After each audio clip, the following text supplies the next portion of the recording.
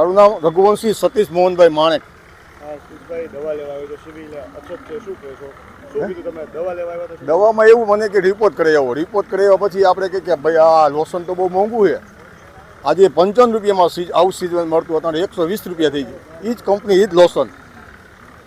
પછી બહારથી લેવાનું કે છે? બહારથી તો બે હાથ લખી દઈએ, ખાલી ચીઠી લાવી આપણે ખીચામાં જેબમાંથી પૈસા કાઢવાનું ને. અંદરથી દવા નથી નથી આપતા? આપતા. એ કે છે નહીં, આ સ્ટોક નથી. તો મેં કીધું મને જીઆર બતાવો, કાયદાની લોનની વાત કરી તો કે તમે કોણ જીઆર જોવાવાળા, અને જેવું એવું વર્તન કરે પટાવાળાથી માંડીને સાહેબો સુધી. આ પ્રાઇવેટ સંસ્થાઓ એવી થઈ ગઈ છે. મારે તો હવે આમાં તો લેખીએ ઘણી દવાઓ નથી. મારે કેમ વાંચી લો ડૉક્ટરમાં ઇન્ટરવ્યુ હું કામ આપું તમને? તો મને દવા નથી આપતા પૂરી. અહીંયા અત્યારે પૂરી થઈ ગઈ છે દવા, મેડિકલમાંથી લઈ લી. સારવાર માટે આવ્યા હતા? બીપી, ડાયાબિટીસ તકલીફ છે, પગની બીપી છે. શું કીધું ડોક્ટરે? નથી દવા, અહીંયા દવા નથી, સામેથી લઈ લ્યો. અહીંયા લખી દે 700-800 રૂપિયા. વરસ દિવસ થયો મને, વરસ દિવસથી લઉં છું. ચીઠી મારી પાસે પડી છે, પ્રાઇવેટની લખી દે, એક દવા દે, એક બાકી રાખે. બે દવા એક જ ટીકડી છે, એક લઈ લ્યો. સ્ટાફ તો તગડી મૂકે જ ત્યાંથી, બીજે જાઓ. અહીં મેડિકલમાંથી લઈ આવો, પ્રાઇવેટમાંથી લઈ લ્યો. તો પ્રાઇવેટમાંથી લેવી હોય તો અમે મેં કીધું શું કામ અહીંયા આવીએ પ્રાઇવેટમાંથી? ખર્ચો કરીને બેન તમે ઘરેથી આવતા હશો? હા, 200 રૂપિયા બગાડીને ડેરીએથી આવું છું. 200 રૂપિયા. દવા કેટલાની આવતી? 700-800 રૂપિયાની. કેટલા સમયથી તમે હેરાન? હવે હેરાન તો થતા જ ને, વરસ દિવસથી. ગરીબ લોકો? હા, ગરીબ માણસની શું પોઝિશન થતી? હાલો હું લઈ લઉં છું અડધી દવા. બીજાની તકલીફ તો જુઓ, બીજાની તો તકલીફ જુઓ, કેટલા તકલીફ વાળા છે. જો સામે એક ભાઈ છે, એ એટલો તકલીફમાં છે, એના માટે હું ઝઘડો કરીને આવી. મેં એને તો ધ્યાન દો, મને ના દો તો કાંઈ નહીં.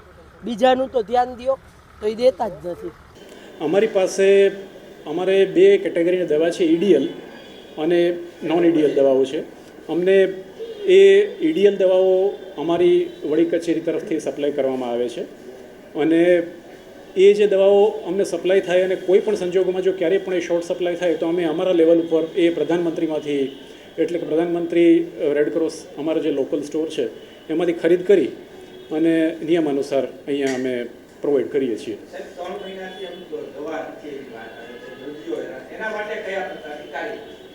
એટલે એના માટે અમે GMSCL તરફથી અમને જે પ્રાપ્ત થાય છે એ દવાઓ સિવાયની જે શોર્ટ સપ્લાય હોય અમારા સ્થાનિક લેવલે પ્રધાનમંત્રીમાંથી અમારે ખરીદ કરવાની થાય છે.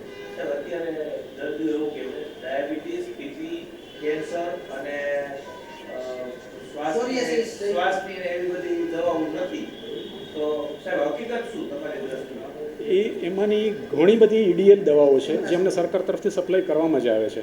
હા, અમુક વખતે એવું બને કે અમુક વખતે એનો જે હપ્તાવાર સપ્લાય હોય, હવે જ્યારે એક હપ્તો રિલીઝ થયો હોય એના પછી બીજો હપ્તો રિલીઝ થાય, એની વચ્ચેનો જે ગાળો છે એ દરમિયાનમાં જો અમારે એનું જે પુરવણી કરવી પડે એ પુરવણી અમે સ્થાનિક પ્રધાનમંત્રી સ્ટોરમાંથી ખરીદ કરી અને અહીંયા અમે સપ્લાય કરીએ છીએ.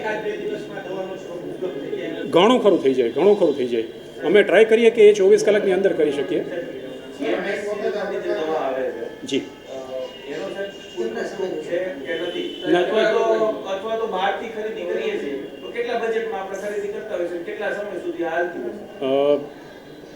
સમય મર્યાદા અમારી સ્થાનિક ખરીદીની સમય મર્યાદા સરકારશ્રી દ્વારા નિયત થયેલી જ છે. અત્યારે હું એટલું તમને કહી શકું કે અમને જે GMSCL તરફથી પૂરતો સપ્લાય આવે છે, પણ એનો હપ્તાવાર રિલીઝ થતી હોય, હપ્તાવાર રિલીઝ થઈને બીજો હપ્તો જ્યારે રિલીઝ થાય એ વચ્ચેના ગાળા દરમિયાન અમારા સ્થાનિક ખરીદી રેડક્રોસમાંથી, પ્રધાનમંત્રીમાંથી અમારે કરવાની થાય. જી.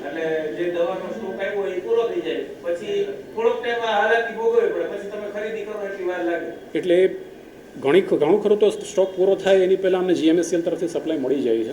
પણ ક્યારેક એવું બને કે જ્યારે હપ્તાવાર રિલીઝ થતું હોય એ હપ્તાવાર રિલીઝમાં જો કોઈ પણ જગ્યાએ વચ્ચે થોડોક ગેપ પડે તો એ ગેપ અમારે પૂરવણી કરવી પડે સ્થાનિક ખરીદીમાં.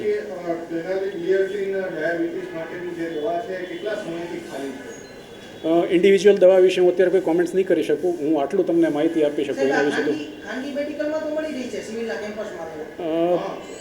પ્રધાનમંત્રીમાંથી અમે ખરીદ કરીને સપ્લાય કરીએ છીએ.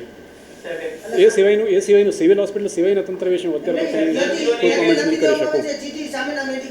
દર્દીઓની એવી ફરિયાદ છે કે જે સ્ટોક નથી દવાનો એનું પ્રિસ્ક્રિપ્શન લખી દે છે કે પ્રાઇવેટ મેડિકલ સ્ટોરમાંથી તમે લઈ લો, તો આવું હકીકતમાં સિવિલ હોસ્પિટલમાં હાલતું હોય છે?